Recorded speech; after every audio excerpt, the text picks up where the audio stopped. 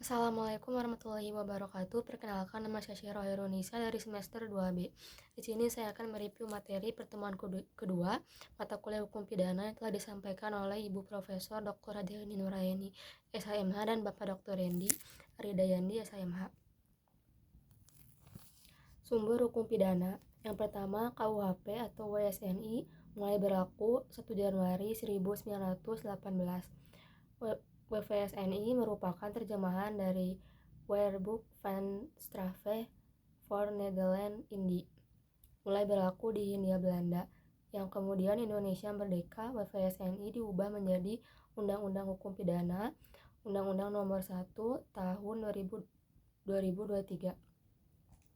Sebelum 2025 menggunakan WVSNI. Sebagian ada yang sama, sebagian tidak. Dan dalam KUHP Belanda tidak ada hukuman mati. Sejarah hukum mati dalam pidana berasal dari Kaisar Lombroso yang merupakan seorang filsuf, doktor di Italia. Kemudian ia melakukan penelitian di Italia yang ditelitinya narapidana tentang ciri-ciri manusia dari segi biologisnya. Kaisar menyimpulkan penjahat itu dapat dilihat dari ciri fisik. Yang pertama, tulang rahang lebar. Yang kedua, jidat lebar. Dan ketiga, kapasitas otaknya lebih kecil dibanding manusia pada umumnya. Dan hukum pidana yang dipakai sebelum adanya WVSNI adalah hukum adat.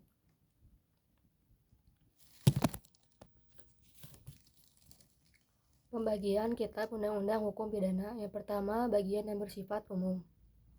Berlaku untuk seluruh lapangan hukum pidana, baik yang terdapat dalam KUHP maupun di luar KUHP. Diatur dalam buku 1, yaitu pasal 1 sampai pasal 103. Yang kedua ada bagian khusus, mengatur perbuatan-perbuatan mana yang dapat dipidana dan disertai ancaman berupa sanksi bagi yang melanggarnya. Diatur dalam buku 2 pasal 104 sampai pasal 488 tentang kejahatan. Buku 3 pasal 489 sampai 569 tentang pelanggaran. Berlakunya hukum pidana. Yang pertama, menurut waktu atau lesus temporis, didasarkan pada asas legalitas atau principle of legality atau nullum delictum nolla pena sine praevile lege punelli. Dalam KUHP diatur pada pasal 1 ayat 1, tiada suatu perbuatan dapat dipidana kecuali atas kekuatan aturan pidana dalam perundang-undangan yang telah ada sebelum perbuatan dilakukan. Hal ini berisi dua konsekuensi, yaitu yang pertama, TP harus dirumuskan terlebih dahulu dalam rumusan undang-undang. Yang pertama, TP yang tidak diatur dalam KUHP tidak dapat dipidana atau dihukum. Yang kedua, larangan adanya penafsiran secara analogi. 2. Peraturan harus ada sebelum terjadinya TP. Yang pertama, tidak boleh berlaku surut atau retroaktif. Yang kedua, menjamin individu dari kesewenang-wenangan penguasa. Yang ketiga, sanksi pidana merupakan paksaan. Menurut tempat atau lesus delicti. 1. Daratan negara. Yang kedua, perairan atau laut teritorial yang ditetapkan oleh HI. Yang ketiga, udara di atas wilayah negara.